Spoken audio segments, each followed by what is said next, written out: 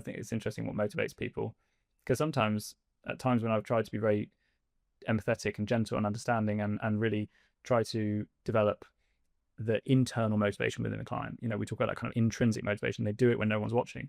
And I'm coming at that from a coaching point of view, really trying to develop that in a client. And then I was sort of at the time where my mindset was let myself slip and kind of wag the finger a bit and told them, you really should be doing better at this. And then afterwards, my reflection on it was, whoops, that was a bit old school. That was a bit young Russ coaching, too much of myself, putting myself and then my motivations onto them. And then all of a sudden the next week they come back and go, that thing you said just totally revved me up and I got going. So where people are at the time, it's a very, very hard thing for us to do as PTs to get that right all the time, because it's really complicated because our motivation, what motivates us shifts.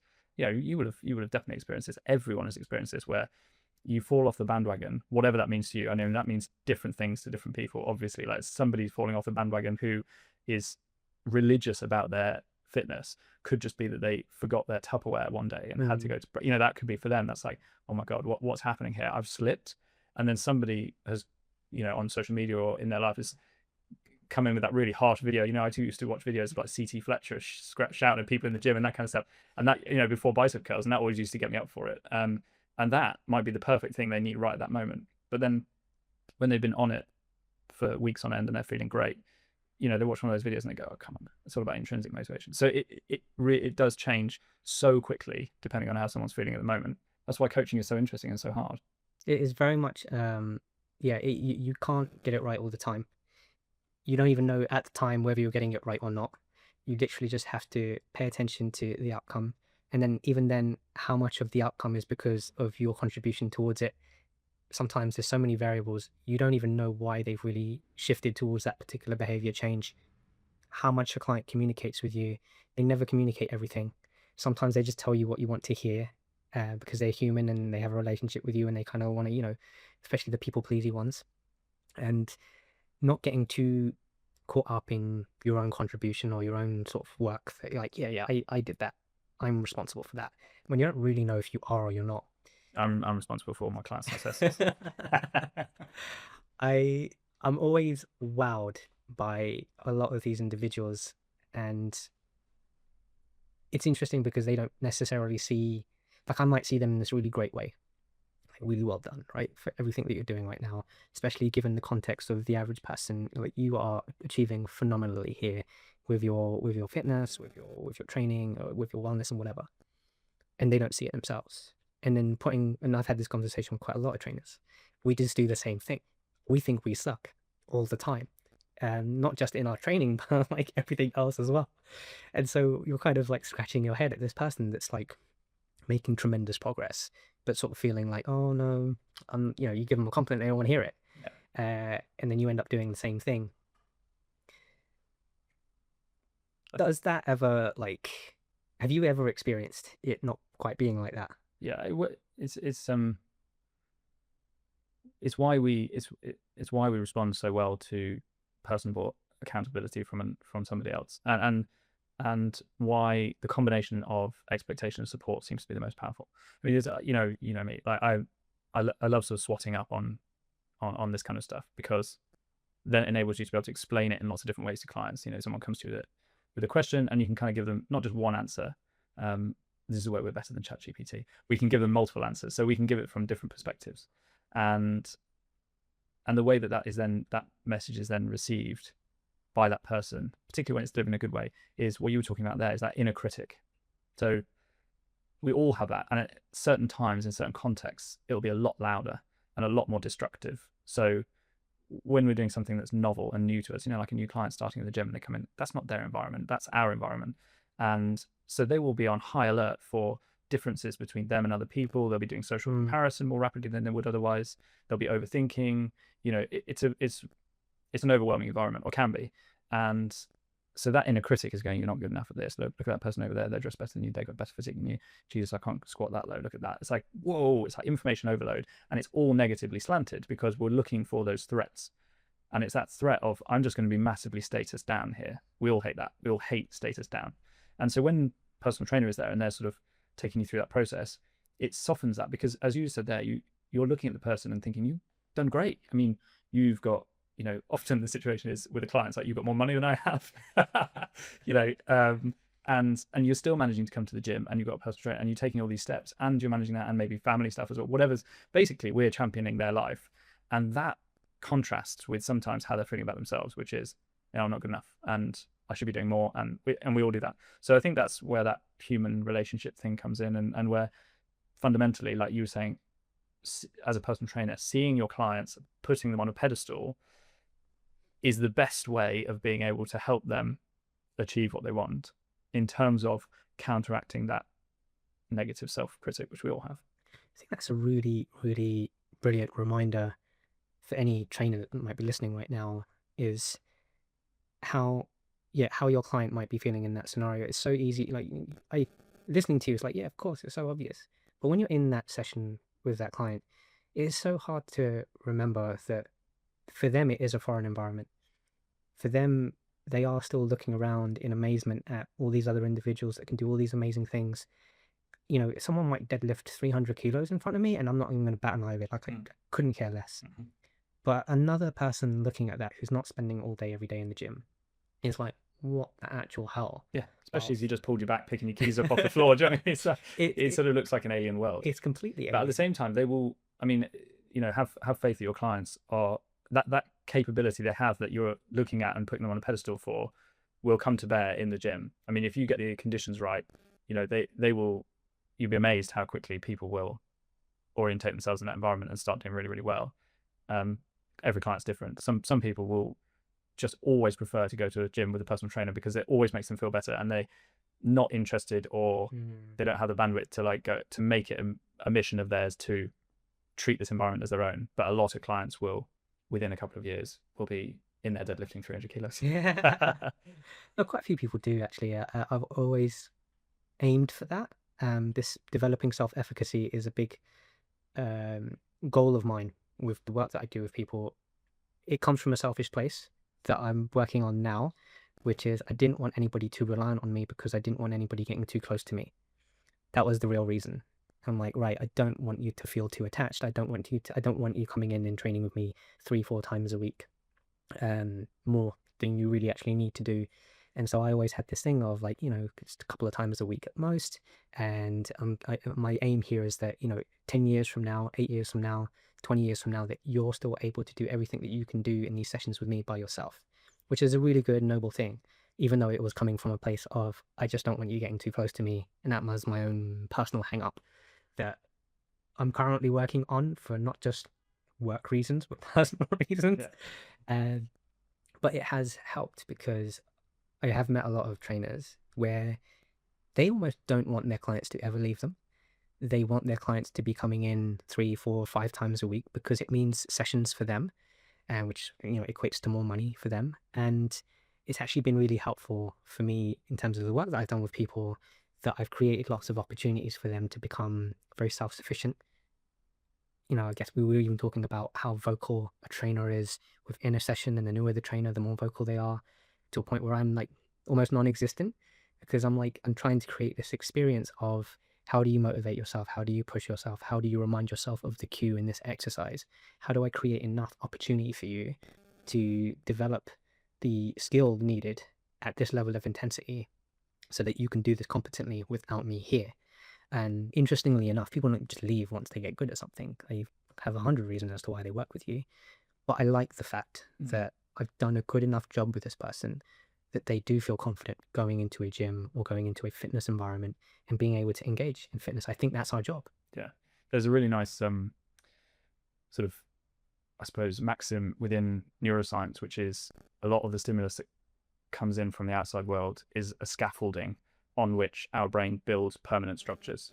So you going in and having conversations with your clients and giving them tips on techniques, to begin with, your words and reminders and hands-on cueing and demonstrations of exercises and showing them how to use the mirror and, bone your landmark, where do you want to be, what position do you want to be, how should it feel, all of that experiential sort of coaching of, this is what it should feel like to do that exercise, and this is the intent behind that exercise. That's all like layering on scaffolding to, at the moment, a brain that doesn't have those structures, those memory patterns, that interaction between your sort of hippocampus and your insula and your basal ganglia and all these areas that coordinate movement. and even linked in with kind of our our amygdala and our emotional centers. Like, how does that actually make you feel when you do that? How you tick that box, you get that little reward system kicks in with dopamine. It's like all of that stuff that's going on that would turn someone into a gym bunny. That initial scaffolding is what we're doing. And then once that scaffolding has got permanent structures in the brain, it changes the function of how somebody operates. When they pick up a bar, there's well-trodden neural pathways in their brain because they've rehearsed it a time and time again, and then it becomes second nature. And that's the point at which, from a coaching point of view, you can switch gears from I'm setting up scaffolding here to I'm now nitpicking, I'm athletic coaching, I'm saying, I'm reminding, it's the relationship angle, it's the You motivation. almost become the building safety inspector at that point. Yeah. So then then at that point, as a coach, shut up. That's the point. Once you've done that initial scaffolding, because if you shut up at the beginning and somebody doesn't have that scaffolding, what are they doing? What are they paying for? Whereas once that's there, we've all been guilty of just continuing to coach, and hopefully you feel intrinsically awkward enough when you're over coaching that you eventually stop doing it. But there are some coaches I've seen who don't, and they just keep going. And I'm looking at the client's face and thinking, they know that instruction backwards. They don't need more of the same. They need something different now. So yeah, I love that interplay between the neuroscience side of what's going on in terms of exercise science, but within the brain rather than in the muscles, and then how that maps onto coaching techniques and how we think about what our role is as a coach. I find that kind of stuff fascinating. So you have to stop me if I carry on about that too much. No, that's fantastic. I'd love to hear a lot more. So I've definitely had scenarios where I've worked with a client for years, right? And we've done all that. We've done all the scaffolding work. We've built great foundations. They've been able to execute exercise technique, a varying degree of intensity on an exercise consistently whenever I'm supervising. And then even years in, there'll still be times where that client forgets what they're doing, doesn't do it correctly, or I'm very disarmed because they've done it 1,000 times super well, and then I get them to do it, and then they suddenly do it like they're not doing it for the first time. And I'm just like, what the hell? What did you do that for? And then I have to kind of go through that coaching process again. Like, what's happening there? I saw something where I saw a post where somebody had asked ChatGPT what are the sort of 5 weirdest and most sort of destructive human sort of frailties, if you like. And I think the second or third on the list was basically, what you should be doing and you don't do it. So this is apparently from skimming however many millions of conversations, data points, whatever AI is doing. I don't know. That's apparently what it's taken from that. So there is just something seems to be fundamentally inherently human about we get bored, we forget, memory is not permanent, we get distracted, so our attention can be very easily taken elsewhere. I've this wonderful client who he's in his 80s now, and he spends most of his time thinking about the economy, and as a result of that, he has made fortunes beyond what we could ever even imagine. But trying to introduce exercise scaffolding into that situation is like trying to throw something into a hurricane. It's just not going to happen. It's just going to get bounced off.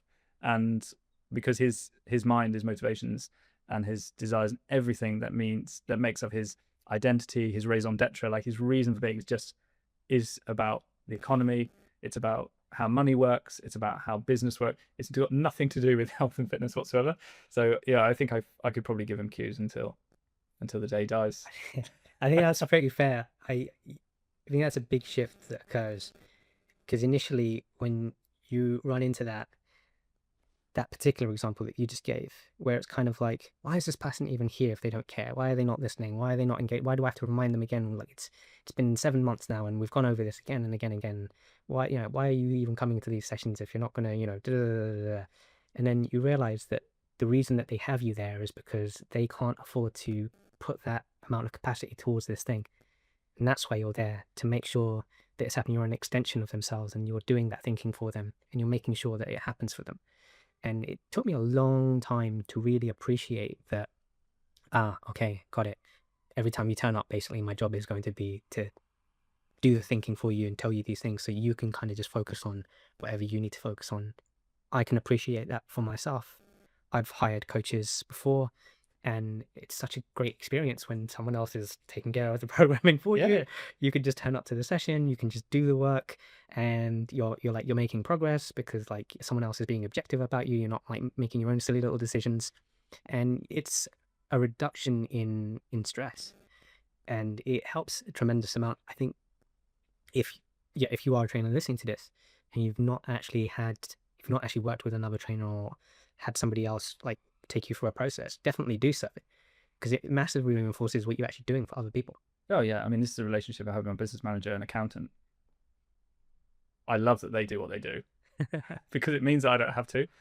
And every time I turn up, they're probably quite exasperated with the fact that I haven't done my numbers homework. You know, it's so different people have different skills, but everyone will know. I mean, if you're to all of this is now, it's like when you go to your hairdresser, you still want a great haircut. You want them to know what they're talking about. But how much more do you know about different scissor types or different cuts or layering or texturing? I hear these words. I don't know what they mean. I know the difference between a good haircut that I like and one that I don't, but that's it. And that's exactly the same with a PT session. It's like you realize that all of that stuff that happens in the workshops that barbers attend to upskill, the result is they're able to like cut hair really well. But when the client comes in, they're interested in getting a really good haircut. Some clients will go in and want to chit chat all the way through. Other people go, great, this is 20 minutes or 40 minutes or whatever when I don't need to speak to anyone, so don't talk to me. And it's the same with clients. It's not about the barber, it's about the person coming in to have their haircut. And it's the same with PTs. Some people will want to go in and they will want to exercise and feel like that whole hour they were moving, their muscles were engaged, everything that the trainer said, do this and it's going to feel like this, happened. There was no pain and they went out of there sweaty and feeling like they had a good workout. And for them, that's value. And if you can mold yourself as a coach to be able to deliver that just as much as you can deliver a 55-minute session where most of it is chat, and you try and squeeze in some exercise, that's more exercise than they would otherwise have done, chatting to somebody else outside of the gym, then and they keep coming back for that. For me, I don't put sort of my ideal session for a client above that. But again, that's different trainers do different things. Some people go, I have a system, you come along and I train you in my system. And you see that with classes all the time, right? It's like you come along to a Pilates class, you're going to do all the moves everybody else is going to do. All these moves are good for you in theory. How well you do them is going to be dictated by your level of fitness and all that kind of stuff. But you're essentially slotting into a system. You know, that works for some trainers. For me personally, I've always kind of gone the other way, which means that sometimes it takes longer with those clients who prefer chatting more and aren't as interested in fitness to get them into it. And other trainers will go, you need to be getting better results with your clients. You know, you need to be, they need to be losing weight. They need to be doing this. And I'm a little bit more of the school of thought that the results that the clients want are the ones I'm aiming towards. And yes, I know the technicality of how much exercise intensity, duration, frequency is optimal for muscle development or whatever they want. And they may want that goal, but they may just not be in the place where any of that is relevant to them just yet. And if I can move them towards that over time, then great. But my hairdressers, you know, not try to move me towards being a barber. So I try not to move my clients towards being a PT.